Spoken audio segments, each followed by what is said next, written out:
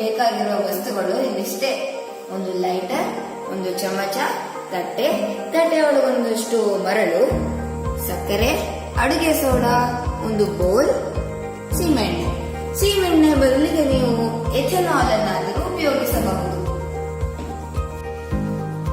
ಈಗ ನಾನು ಈ ಬೌಲಿನಲ್ಲಿ 1 ಚಮಚ ಅಡುಗೆ ಸೋಡಾ ಮತ್ತು 4 ಚಮಚ ಸಕ್ಕರೆಯನ್ನು ಹಾಕಿ ಮಿಶ್ರಣವನ್ನು ತಯಾರಿಸುತ್ತೇನೆ. ಈಗ ನಾವು ಮರಳಿನ ಗುಪ್ಪೆ ಮಾಡಿಕೊಂಡಿದ್ವಿ ಅಲ್ವಾ, ಇದರಲ್ಲಿ ಹೀಗೆ ಒಂದು ತೂತವನ್ನು ಮಾಡುತ್ತೇನೆ. ನೋಡಿ, ತೂತವನ್ನು ಮಾಡಿದ್ದೇನೆ. ಈಗ ಸೀಮೆಎಣ್ಣೆಯನ್ನು ತೆಗೆದುಕೊಂಡು ಮರಳು ಪೂರ್ತಿ ಒದ್ದೆ ಆಗುವ ತನಕ ಅದನ್ನು ಸುರಿಯುತ್ತೇನೆ. ನಂತರ ಈ ಮಿಶ್ರಣವನ್ನು ಈ ರಂಧ್ರದೊಳಗಡೆ ಹಾಕುತ್ತೇನೆ. ನಂತರ ಏನ್ ಮಾಡ್ತೀನಿ ನೋಡಿ.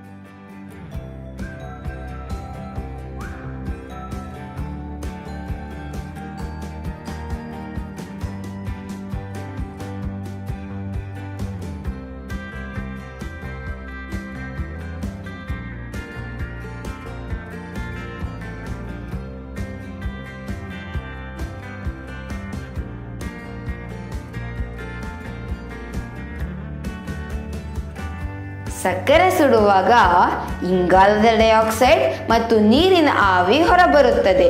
ಇವು ಹೊರಬರುವಾಗ ಸಕ್ಕರೆ ಮತ್ತು ಅಡಿಗೆ ಸೋಡಾದ ಮಿಶ್ರಣವನ್ನು ಮೇಲಕ್ಕೆ ತಳ್ಳುತ್ತವೆ. ಈಗ ಸ್ವಲ್ಪ ಸಕ್ಕರೆ ಹೆಚ್ಚುವರಿಯಾಗಿ ಉಳಿದು ಬಿಟ್ಟಿರುತ್ತದೆ. ಇವು ಸುಡುವುದಕ್ಕೆ ಆಮ್ಲಜನಕವೇ ಇರುವುದಿಲ್ಲ.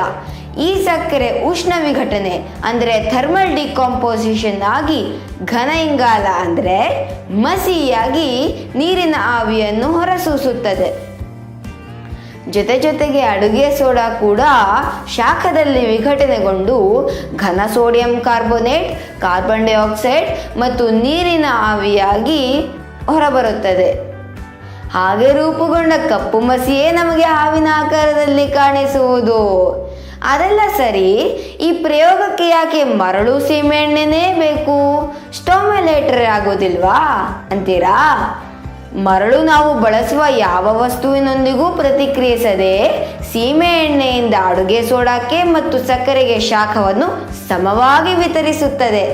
ಅದರಿಂದಲೇ ಹಾವು ಹೊರಬರುವುದು.